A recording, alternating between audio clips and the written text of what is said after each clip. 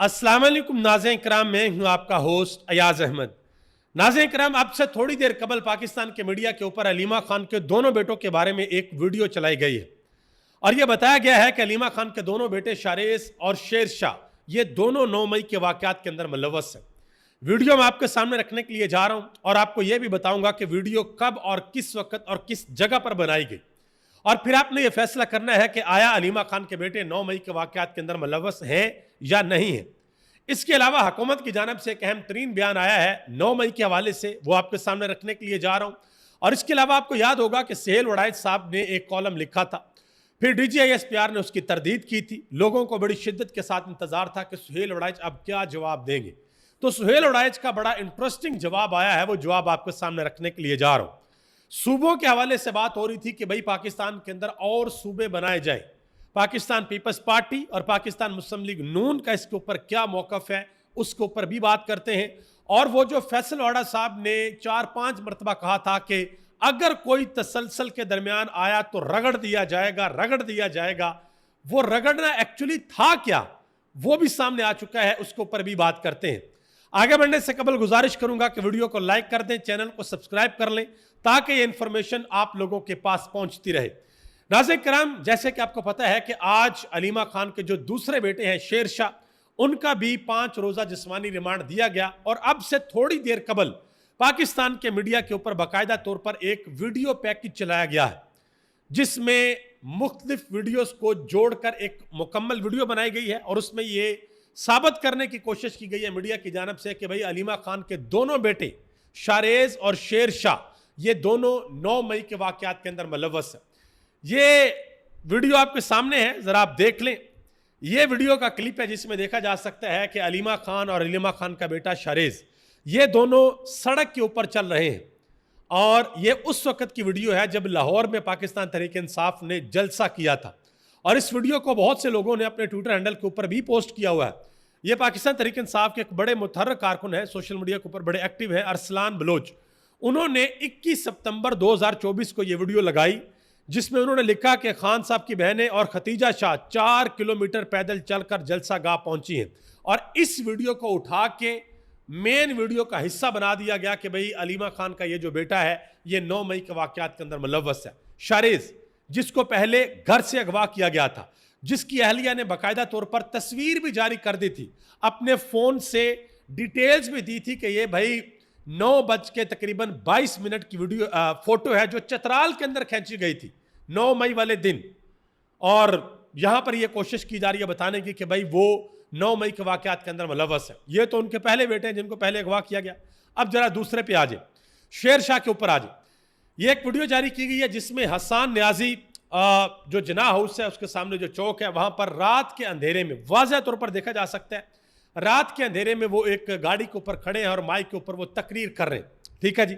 और उनके साथ जो खड़े हैं उनके बारे में कहा जा रहा है जी ये शेर शाह। चले जी, ये तो समझ आ गई कि भाई हसन न्याजी खड़े हैं, साथ शेर शाह खड़े हैं। लेकिन यहां पर इंपॉर्टेंट चीज, जिस वक्त हसन न्याजी वहां पर पहुंचे और ये तकरीर कर रहे थे, इससे तकरीबन 4 से 5 घंटे कबल लोग वहां पर पहुंचे थे दिन की रोशनी में और लोगों ने जिना हाउस के अंदर तोड़ फोड़ की थी, बाहर गेट फलांगा, अंदर गए, गिराव चलाव किया, सारा कुछ हुआ। लेकिन हसन न्याजी जिस वक्त आए थे वो रात का वक्त था और जब वो तकरीर कर रहे थे उनकी तकरीर के दौरान ही सदर वाली साइड से पुलिस आई, उन्होंने शेलिंग शुरू की और फिर ये यहां आगे की तरफ मूव कर गए। अब यहां पर हुसैन न्याजी ने वो पतलून लहराने का वाकया भी इधर ही हुआ। तो उसके ऊपर नौरीन खान न्याजी जो कि हसन न्याजी की वालदा है, उन्होंने एक बड़ी अहम बात की और जो हसन न्याजी के वालिद हैं उन्होंने भी इसके ऊपर अहम तरीन ट्वीट्स किए हुए हैं। हाफिजुल्लाह न्याजी ने, नौरीन खान ने कहा कि खाकी पतलून की क्या हसीयत है, यह पतलून हमारे टैक्स के पैसों से खरीदी जाती है। खाकी पतलून की हसीयत 1971 में लोगों ने देखी थी। हसन न्याजी ने कोर कमांडर के सामने पतलून तब लहराई जब लोगों पर गोलियां चलाई जा रही थी और उस वक्त उन्होंने अपने हाथ के अंदर गोलियां पकड़ी भी थी जो उन्होंने ऐसे ऊपर को उछाली थी। उन्होंने कहा था कि ये हमारे लिए फूल है। ये वीडियो के अंदर बाकायदा तौर पर सुना भी जा सकता है। तो ये वो वीडियो है जो जारी की गई है, मुख्तलिफ टोटे जोड़ के कंप्लीट एक वीडियो बनाई गई है और कहा गया जी अलीमा खान के दोनों बेटे इसके अंदर मुलव्वस हैं। लेकिन अलीमा खान के दोनों, एक बेटे की तो लोकेशन ही यहाँ से साबित नहीं है और दूसरे बेटे की कोई ऐसी वीडियो नहीं है कि ये देखा जा सके कि वो लोगों को वरगला रहा है या उसने कोई तोड़ फोड़ की है, किसी गाड़ी के ऊपर हमला किया है, किसी पुलिस अफसर के साथ हाथापाई किया है, ऐसी कोई भी चीज़ वीडियो के अंदर नहीं है। लेकिन हमारे मीडिया के ऊपर माशाल्लाह छू छू करके ब्रेकिंग न्यूज़ चली है। जब मीडिया का जो बजट है वो 3 अरब से बढ़ाकर मेरा ख्याल 10-11 अरब तक कर दिया जाए तो फिर कुछ भी हो सकता है। अभी आगे डिटेल आएगी मीडिया के हवाले से भी, वो भी आपको बताता हूँ। अज़मा बुखारी साहब ने एक बड़ी अहम बात की है, कहती हैं कि 9 मई के मास्टरमाइंड्स और सहूलतकारों का मुकम्मल एहतसाब चाहती है पाकिस्तान की कौम। बिल्कुल ठीक है जी, जो मास्टरमाइंड है और जो सहूलतकार हैं उनके खिलाफ सबूत अदालत के अंदर जाकर रखें, अदालत को बताएं कि ये मास्टरमाइंड है, इसने फलां जगह पर बैठकर लोगों को हदायत दी हैं। जब तक आप सबूत नहीं रखेंगे लोग कैसे मानेंगे, किस तरीके से लोगों को यकीन आएगा। सबूत आपके पास ये है कि इमरान खान, छोटा सा टेबल है इमरान खान का, वहाँ पर इमरान खान बैठे हुए थे, साथ इमरान खान की पार्टी के लोग भी थे, और उस टेबल के नीचे घुस गया पुलिस वाला बेस बदल के, और उसने सारी की सारी साजिश को सुन लिया। और फिर वो चक्री रेस्ट एरिया के ऊपर पर्दे के पीछे पुलिस वाला छुप गया, और जो टेबल के नीचे पुलिस वाला छुपा उसका जब अदालत के अंदर रजिस्टर खोला गया तो पता लगा उस दिन वो ड्यूटी के ऊपर ही नहीं था। तो जब इस तरह की चीज़ें आप अदालत के सामने पेश करेंगे तो फिर क्या होगा, फिर कुछ भी नहीं होगा, फिर आप साबित कुछ नहीं कर सकेंगे। और इमरान खान के केस में इमरान खान को जब जमानत मिली है तो इमरान खान का जो चालान है वो तक नहीं अभी तक पेश किया गया 2 सालों के अंदर। तो आप अंदाजा लगाएं कि सजा किन लोगों को मिलनी चाहिए। जिन लोगों ने अभी तक चालान ही पेश नहीं किया उन लोगों से सवाल नहीं होना चाहिए कि भाईजान इतना बड़ा वाकया हो गया, आप कहते हैं नाकाबिले तरदीद शवाहिद मौजूद हैं, पुलिस वाले और हमारे मोहतरम आईजी साहब जो हैं उस्मान अनवर आई थिंक उनका नाम है, जो पंजाब के आईजी हैं, उन्होंने तो बाकायदा तौर पर प्रेस कॉन्फ्रेंस की थी। उन्होंने बाकायदा तौर पर मैपिंग दिखाई थी किस किस रहनुमा ने किस किस को कितनी कितनी कॉलें की। लेकिन उसमें से जिन लोगों ने प्रेस कॉन्फ्रेंस कर दी उनको आज तक पूछा भी नहीं गया, और जिन्होंने नहीं की वो जेलों के अंदर पड़े हुए हैं। तो ये अब लोगों के दिलों में सवालात हैं, इनके जवाब जो है वो ज़रूर देने चाहिए। जबरान नासिर ने इस हवाले से बात की, उन्होंने कहा जी माफ़ी बांटने वालों का असल मसला ये है कि उनसे कोई माफ़ी मांगना नहीं चाहता। तमाम ताकत और इख्तियार के बावजूद भी वो जीत नहीं सके, कि उनके पास तमाम ताकत इख्तियारात थे फिर भी वो जीत नहीं सके, इसलिए मुखालफिन को हार मानने पर मजबूर कर रहे हैं। यानी कि अलीमा खान के बच्चों को गिरफ्तार किया जा रहा है, उनके ऊपर मुकदमे बनाए जा रहे हैं। अलीमा खान ने आज बड़ी अहम बात की, उन्होंने कहा जी मुझे आज इतला मिली है कि इनका प्लान है कि अब मुझे भी गिरफ्तार करेंगे, मेरे भी वारंट इन्होंने निकाले हुए हैं। उन्होंने कहा कि ये जो मर्जी कर लें हम डरेंगे नहीं, और इससे इजहार होता है कि ये लोग प्रेशर के अंदर आ चुके हैं। आगे आज नजम सेठी ने एक बड़ी अहम बात की है, उन्होंने कहा कि इमरान खान की अप्रोच जो है वो नेल्सन मंडेला वाली अप्रोच नजर आती है, जिसमें इमरान खान वाज़िया तौर पर एक चीज के ऊपर डट गए हैं कि I will not compromise at any cost, कि मैं किसी भी कीमत के ऊपर कोई समझौता करने को तैयार नहीं हूं, अपने असूलों से पीछे नहीं हटूंगा, जो दिल करता कर लो, जहां तक जा सकते हो चले जाओ, पीछे मैट नहीं हटने वाला। और अभी तक इमरान खान खुद, उनकी अहलिया, उनका भांजा, उनके 2 और भांजे, उनकी बहनें, ये 5 तो जेल के अंदर है, बाकी उनकी बहनों के ऊपर भी बाहर जो ज़मीन तंग की हुई है वो भी आपके सामने है। कभी वो बेचारी अडेला जेल के बाहर होती हैं, कभी वो अदालतों में होती हैं, कभी कहाँ, ठीक है। और अभी तक उन्होंने पाकिस्तान तहरीक इंसाफ जो पार्टी है उनको नहीं कहा कि आप कुछ कर रहे हैं या नहीं कर रहे, एहतजाज कर रहे हैं या नहीं कर रहे, वो जो कर रही हैं वो अपनी हैसियत के अंदर कर रही हैं। नजम सेठी ने मजीद कहा कि उन्होंने वाज़ह कर दिया है कि ना वो नवाज शरीफ की तरह भगोड़े बनेंगे और ना वो कोई डील करेंगे और ना ही असूलों से पीछे हटेंगे, चाहे इसके लिए जेल के अंदर ही क्यों ना रहना पड़े, वो अपने मौकफ के ऊपर डटे रहने के लिए तैयार है इमरान खान। ठीक है जी, आगे आ जाए जी। राना सनाउल्लाह साहब ने नए सूबों के हवाले से एक बड़ी अहम बात कर दी है जी, एक अहम तरीन बयान दे दिया। अब इसको ज़रा गौर से सुनिएगा, ये आने वाले दिनों में आपको पता चलेगा कितना बड़ा माजरा खुलने के लिए जा रहा है। एसएम तनवीर ने कराची के अंदर, और मेरा ख्याल है मियाँ आमिर महमूद ने शायद पंजाब के अंदर, इसके अलावा और जो हुकूमती लोग हैं उन्होंने वाज़ह तौर पर ये इशारे दिए हैं कि जी इस वक्त जो गवर्नेंस का निज़ाम है वो ठीक नहीं है। 4 सूबे हैं, एनएससी अवार्ड जो इनको मिलता है, पैसे इनको मिलते हैं, नीचे तक नहीं जाते, लिहाजा सूबे ज़्यादा बनने चाहिए। शायद जो हर डिवीजन है उसको सूबा बना दिया जाए, क्योंकि 14-15 या कोई 20-25 सूबे, यानी कि ज़्यादा सूबे जो बनाने चाहिए। तो राना सनाउल्लाह ने इस हवाले से कहा जी हुकूमत 27वीं आईनी तरमीम और नए सूबों के क़याम से मुतल्लक मुकम्मल तौर पर गैर संजीदा है, ये राना सनाउल्लाह साहब ने कह दिया। लेकिन दूसरी तरफ पीपल्स पार्टी के ज़रा ये बताते हैं कि भाई हमें अब सब कुछ पता है और हमारी तरफ चीज़ें जो है वो संजीदा ली जा रही हैं। अब मैं एक चीज़ आपको बता दूं कि 27वीं तरमीम अगर इस्टेब्लिशमेंट ने सोच लिया कि हमने करनी है, तो ये तो चूं चना भी नहीं कर सकती आगे से। चूं चना वो करता जिसके पल्ले कुछ हो। इनके पल्ले 18 सीटें या 17 सीटें, इससे ज़्यादा तो सीटें हैं नहीं है, मैंडेट तो है नहीं है, ये चूचना कैसे करेंगे, सवाल ही पैदा नहीं होता। लेकिन एक चीज़ के ऊपर मुस्लिम लीग नून और पीपल्स पार्टी मुझे नहीं लगता कि ये कॉम्प्रोमाइज़ करेंगे, इनसे बर्दाश्त नहीं हो सकती। ज़रा सोचें कि मरियम नवाज साहबा इस वक्त पूरे पंजाब की वज़ीर आला हैं और पता चले कि वो पंजाब के 5वें 6ठे सिख वज़ीर आला रह गई हैं, बाकी पंजाब के और सूबे बना दिए गए, उनके अपने अपने वज़ीर आला हैं, तो फिर क्या होगा? सिंध को जो है वो 6-7 हिस्सों के अंदर डिवाइड कर दिया जाए, इनके सूबे बना दिए जाएँ, वहाँ पर अलग-अलग वज़ीर आला लगे, तो फिर क्या होगा? क्या पीपल्स पार्टी और नून लीग इस चीज़ को बर्दाश्त कर सकेंगे? इसीलिए फैसल वावड़ा साहब बार बार कहते हैं कि अगर कोई तसलसल के दरमियान आया, जो हम पिछले 3 साल से करते आ रहे हैं, आगे भी कुछ और होना है, अगर उसके दरमियान में कोई आया तो रगड़ दिया जाएगा। अब ये मैंने पहले भी आपको बताया था कि ये रगड़ने वाली कहानी पीटीआई के लिए बिल्कुल भी नहीं है। वो तो बेचारों को पहले इतना रगड़ा लगा 3 साल की जिसकी कोई हद नहीं है। इससे ज़्यादा रगड़ा और क्या हो सकता है कि पीटीआई का परचम उठाना जुर्म बन जाए। छोटे छोटे बच्चों को, अभी 3-4 दिन पहले जब इमरान खान की जमानत हुई है, छोटी छोटी बच्चियां, मिन्हा कासम जिसकी वीडियो भी इमरान खान के साथ बड़ी वायरल हुई थी, उसको गिरफ्तार कर लिया, उसके बाप को गिरफ्तार कर लिया। ये हाल है, इस लेवल पर रगड़ा दिया जा रहा है पीटीआई को। तो जब नून लीग और पीपल्स पार्टी को रगड़ा लगना शुरू होगा तो फिर देखेंगे क्या हालात बनते हैं। और पाकिस्तान की तारीख का पाकिस्तान में पहिया जो है वो घूमता रहता है, ऐसे भी घूमता है और ऐसे भी घूमता है, और रगड़ा सबको फिर लगता है। मरूफ सहाफ़ी खालिद जमील, उनको आज रिहा कर दिया गया, मुकदमे से डिस्चार्ज कर दिया गया। रिहाई के बाद उन्होंने गुफ्तगू की, उन्होंने कहा कि रात जितनी भी तारीख हो जाए सुबह ज़रूर होती है। हम उस तबके से हैं जो मायूस नहीं होते, कि हम मायूस बिल्कुल भी नहीं हैं। अदालत की जानिब से उनको आज रिहा कर दिया गया। आगे आ जाए जी, पीपल्स पार्टी और नून लीग ने माशाल्लाह एक और बहुत बड़ा फैसला किया है कि दोनों मिलकर ज़िमनी इलेक्शन लड़ेंगे।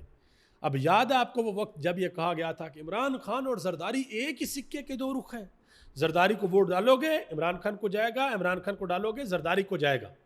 और इमरान खान ने एक ही बात की थी कि जब इनके ऊपर हाथ पड़ेगा ये सारे के सारे इकट्ठे हो जाएंगे, और आपने देख लिया कि माशाल्लाह सारे के सारे इकट्ठे हो गए। आगे आ जाए जी, अब आखिर में इंतहाई अहम चीज़, जो सुहेल उड़ाइच साहब ने कॉलम लिखा था उसके ऊपर DGSPR ने कहा था कि सुहेल उड़ाइच सीनियर सहाफ़ी हैं, उन्होंने ज़ाती फ़ायदे के लिए मन घड़त कहानी घड़ी। उसके बाद लोग अब सोच रहे थे कि सुहेल उड़ाइच साहब जो है वो जवाब देंगे। सुहेल उड़ाइच ने जवाब दिया है, लेकिन हैरान कुन तौर पर उनके अपने अदारे ने उनका जवाब अपने अखबार के अंदर अभी तक नहीं छापा। उन्होंने अपने सोशल मीडिया के ऊपर जवाब दिया। पहले ज़रा राना सनाउल्लाह ने इस हवाले से क्या कहा वो ज़रा सुन लें। उन्होंने कहा जी, जहाँ तक सुहेल उड़ाइच की बात है वहाँ तक दुरुस्त थी, बात को इतना बढ़ाया गया कि सूरत हाल ऐसे बन गई कि शायद अदारा इसे अफोर्ड नहीं कर सकता था। ठीक है जी। उन्होंने कहा जी, सुहेल उड़ाइच ने जो कॉलम लिखा वहाँ तक तो बात ठीक थी, लेकिन कॉलम लिखने के बाद जो बातें हुई सूरत हाल ऐसी हो गई कि अदारा उसे अफोर्ड नहीं कर सकता था। उन्होंने कहा कि DGSPR ने जामिया स्टेटमेंट जारी की, अब मामले को यहीं तक रहने देना चाहिए। ये राना सनाउल्लाह ने कह दिया। माशाल्लाह राना सनाउल्लाह आपको पता है सेनेटर भी बनने के लिए जा रहे हैं, टिकट उनको दे दी गई है। अब सुहेल उड़ाइच ने जो जवाब दिया है वो ज़रा सुनिएगा बड़ा इंटरेस्टिंग जवाब है। कहते हैं कि मेरे कॉलम का नुमान ही पहली मुलाकात है, ना कुछ इससे ज़्यादा ना कम। उन्होंने कहा जी, मैंने कहीं नहीं लिखा कि ये 1-to-1 मुलाकात थी। जिस तकरीब में 800 हाजरीन मौजूद थे, ना तो वहाँ और ना ही चंद लोगों के सामने खाने पर होने वाली गुफ्तगू ऑफ द रिकॉर्ड थी, यानी कि सबके सामने हुई और उसके बारे में सबको पता है। मजीद कहते हैं कि फ़र्ज़ करें कि अगर किसी को मेरी बात से इख्तलाफ है तो क्या मुझे कहने का इख्तियार भी नहीं?